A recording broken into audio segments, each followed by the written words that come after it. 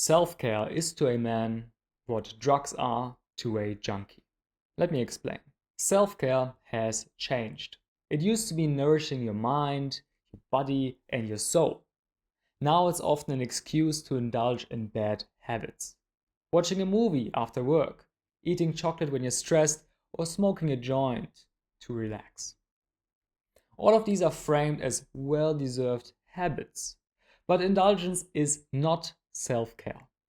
It's self-sabotage. True self-care means acting in a way that benefits your future self. It means treating your mind, your time, and your body with dignity and respect. Not just to be healthy, but to create a better life for the person that you will become. Let's talk about the cycle of self-care.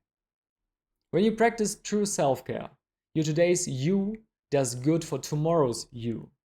Your tomorrow's you does good for your next week's you. And your next week's you does good for your next month's you. And so on. Negativity, by the way, also works the same way. It stacks up fast. Now let's expose the modern self-care. The modern version of self-care is not just self-destructive, it validates harmful behaviors. It encourages mental illness, past trauma, and addiction to be celebrated.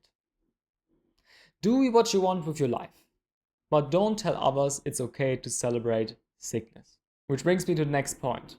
Body positivity is not always positive. Think about it for a second. What happens when people say it's okay to eat a cake dusted in Cheetos? You get the body positivity movement. And here's my own story. I've struggled with body weight my entire life. And it's very confusing and quite frankly disappointing to look at yourself in shame, feel constant mood swings because of low energy, and be perpetually hungry. But then when you tell somebody, "Oh, I'm fat, I need to change," people will then tell you, "Oh no, you don't need to change, you're perfect the way you are." What do you mean? What do you mean I'm perfect the way I am?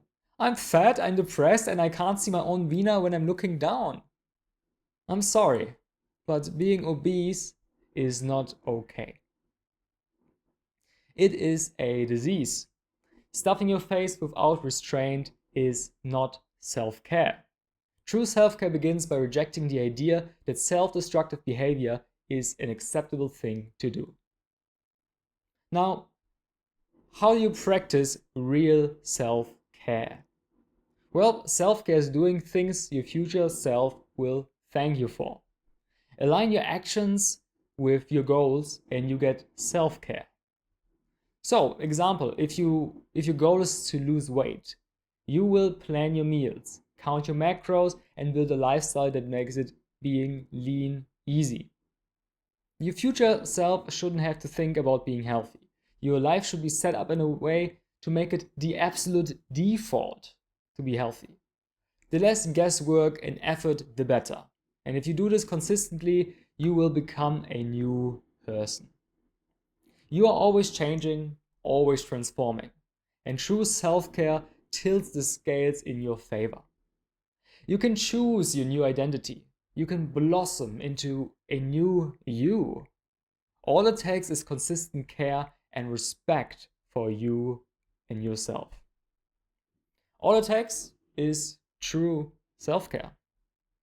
So, to recap, true self-care is an indulgence. It's action that benefits your future self. Every choice stacks up. Positivity or negativity, it compounds every single time.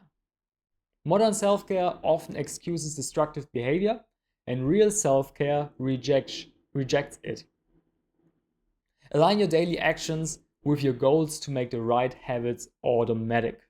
Consistent self-care transforms you into a new person, shaping the identity you want. What do you think? I would love to know your experience in the comments below.